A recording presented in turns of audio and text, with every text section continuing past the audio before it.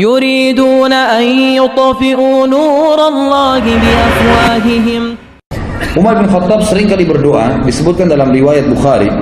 Beliau selalu mengatakan, Allahumma rzuqni syahadatan fi sabilik waj'al mauti fi baladi rasulik sallallahu alaihi wasallam.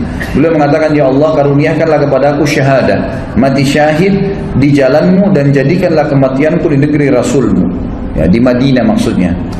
Maka pada saat itu Hafsah berkata, wahai ayahku, bagaimana bisa Allah menyatukan keduanya? Anda ingin mati syahid, tapi mati syahidnya di kota Nabi. Sementara waktu itu Madinah menjadi ibu kota Islam yang sangat kuat, mustahil bisa diserang. Pasukan Islam sudah menyebar kemana-mana, Persia sudah runtuh, sebagian besar wilayah Romawi sudah runtuh, jauh sekali orang-orang kalau mau menyerang Madinah. Bukan seperti di zaman Nabi SAW yang masih dekat, orang Mekah, suku-suku Arab masih ada yang belum masuk Islam. Ini sudah habis semuanya gitu kan. Maka Umar mengatakan, ya'ti bihallah insya Allah akan datangkan kalau Allah mau.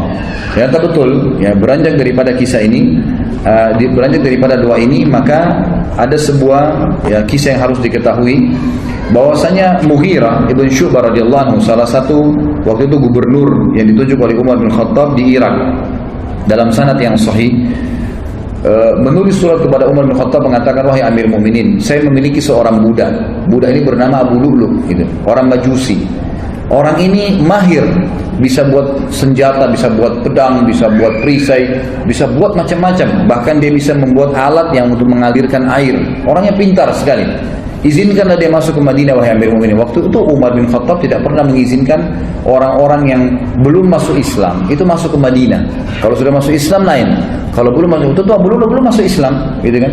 Dimasukkan untuk membantu muslimin agar bermanfaat. Nah, Umar bin Khattab menolak awalnya. Kedua, Mughirah bin Syu'bah terus mendesak sampai akhirnya Umar bin Khattab izinkan. Waktu itu Mughirah bin Syu'bah meminta bayaran dari budaknya ini setiap hari kalau nggak salah 100 dirham pembayaran dari hasil kerjanya, gitu kan? Maka dia pun datang, Abu Lu'lu, kepada Umar mengatakan, wahai Amir Mu'minin, ini Mughirah menyiksa saya. Banyak yang diminta 100 dirham, padahal 100 dirham kecil untuk hasil dia. Kata Umar, 100 dirham kecil dari pendapatan kamu yang kamu lakukan. Begitu banyak pendapatan yang didapatkan, bisa masuk sampai ribuan dirham dalam sehari. Maka itu kecil sekali.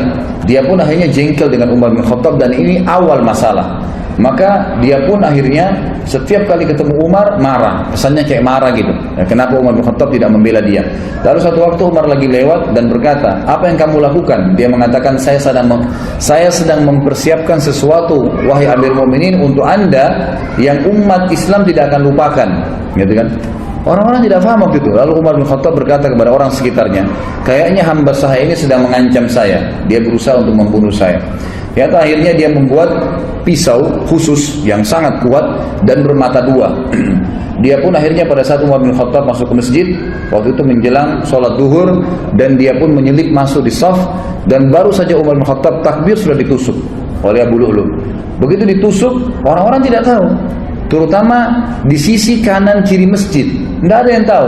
Yang tahu cuma di belakang, ya, Umar bin Khattab, dan itu adalah Abu Musa al-Ash'ari radhiyallahu majma'in. Lalu kemudian Umar bin Khattab tertusuk, dan sempat terdengar suara mengatakan, Umar mengatakan, aku telah dibunuh oleh anjingnya Majus, maksudnya si Abu Lu'lu itu. Lalu Umar bin Khattab jatuh, dan Abu Musa, ya, mendekati Umar, lalu Umar memegang tangannya sambil berkata, ya, lanjutkanlah sholat wahai Abu Musa, jadi imamlah kamu. Kemudian Abu Lu'lu ini karena panik, dan di sekitar Umar yang di saf-saf yang dekat tahu kalau dia sedang menusuk, maka dia berusaha menusuk semua orang yang di sekitar dia, sampai dia melukai 13 orang. Dan 3 orang sempat mati terbunuh bersama Umar, tentunya mati syahid nanti berempat, gitu kan? Tapi 3 orang ini mati di masjid, yang 10 orang luka parah, gitu. Nah, pada saat ada lihat kejadian tersebut, sahabat sudah tahu kalau ini orang membunuh Amir Mu'minin, menusuk, maka dia melemparkan jubahnya ke arah wajahnya sehingga tidak melihat dan dikeroyokin. Pada saat itu dia tahu dia akan mati, lalu dia mengambil pisau tersebut dan menusukkan ke lehernya sendiri.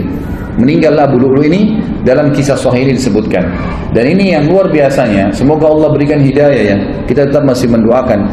Di Iran sekarang ini dibangun sebuah kuburan, dinamakan kuburannya Abu Lu'lu. Ya, dan dianggap Abu Lu'lu seorang pahlawan orang-orang Syiah, itu karena berhasil membunuh Umar bin Khattab radhiyallahu anhu. Ini luar biasa. Ya, pembunuh Amir Mu'minin yang terkenal dengan kesolehannya, jaminan surga dari Nabi SAW, berapa banyak hadis yang kita sebutkan, lalu mereka bangga. Dan pernah saya punya cuplikannya dalam bahasa Arab. Mereka melantunkan bahasa Arab, orang-orang Persia itu mengatakan, artinya begini, ya Allah bangkitkanlah kami bersama pejuang Abu Lu'lu di hari kiamat, naudzubillah, berarti termasuk bersama-sama di neraka gitu, karena berhasil membunuh Umar yang mereka anggap orang kafir. Ini berbahaya sekali, subhanallah gitu. Jadi begitu kisahnya. Maka Umar pun akhirnya sakit parah pada saat itu. Kisahnya panjang lebar, saya ringkaskan. Umar pun akhirnya sakit parah pada saat itu. Kemudian Umar bin Khattab berkata kepada Abu Musa al-Asy'ari, coba lihat siapa yang menusuk saya. Waktu itu mereka belum tahu, masih simpang siur beritanya gitu kan. Sahabat-sahabat di kiri kanan shaf masih mengatakan subhanallah, subhanallah. Mereka nggak tahu karena suara Umar tiba-tiba hilang gitu. Maka pada saat itulah Abu Musa meninjau mengatakan yang membunuh anda adalah budaknya Mughirah bin Syu'bah, Abu Lu'lu. Maka Umar pun mengatakan semoga Allah membunuhnya. Kata Abu Musa, sudah mati Amirul Mukminin, dia bunuh dirinya sendiri. Lalu kemudian Umar bin Khattab ternyata tusukannya sangat keras. Dari belakang di sisi kanan perut itu saking tajamnya pisau itu dan tebal gitu kan, sehingga pada saat ditusuk dan memang dia niat membunuh, ditusuk sampai tembus ke depan perutnya Umar radhiyallahu anhu. Jadi lubang dari belakang sampai ke depan.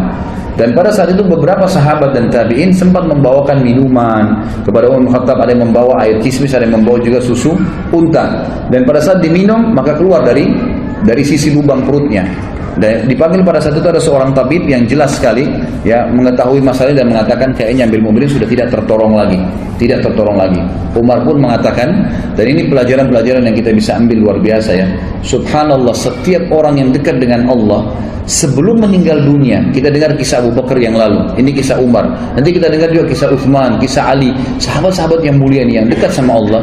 Sebelum meninggal, Allah kayak berikan isyarat mereka akan meninggal ya. Jadi mereka sempat mengembalikan amanah, mereka sempat memberikan wasiat, mereka masih sempat menasihati, mereka masih sempat menunjuk khalifah setelahnya. Banyak hal yang dilakukan gitu kan. Termasuk Umar bin Khattab. Umar bin Khattab akhirnya berbicara, kalau saya mati gitu kan, maka kuburkanlah saya ya, dan mintalah, dipanggil Abdullah bin Umar, mintalah kepada Ummul Mukminin Aisyah. Minta kepada Aisyah agar Aisyah mengizinkan aku dikuburkan bersama dua sahabatku, Rasulullah SAW dan Abu Bakar. Maka Abdullah bin Umar pun mengatakan, saya masuk ke rumah Aisyah dan mengatakan, wahai Amirul Mukminin, Umar mengirim salam dan meminta izin untuk dikubur. Aisyah pun menangis mendengar berita Umar, lalu berkata, semestinya aku berharap itu tempatku, aku dikuburkan di situ, tapi aku akan izinkan untuknya. Waktu kembali Abdullah bin Umar kepada ayahnya Umar bin Khattab radhiyallahu anhu ajma'in, Umar berkata waktu disampaikan, apa beritamu? Abdullah bin Umar mengatakan, Ummul Mukminin mengizinkan. Kata Umar, segala puji bagi Allah yang menerima doa ini. Tapi pada saat saya sudah jadi jenazah, jadi sudah tahu kalau mau mati, sebelum saya dimasukkan ke dalam rumah Aisyah, tetap minta izin dulu. Kalau Aisyah mengizinkan Ummul Mukminin, kuburkan saya bersama Abu Bakar dan Rasulullah SAW. Tapi kalau tidak, kuburkan saya di pemakaman kaum muslimin umumnya.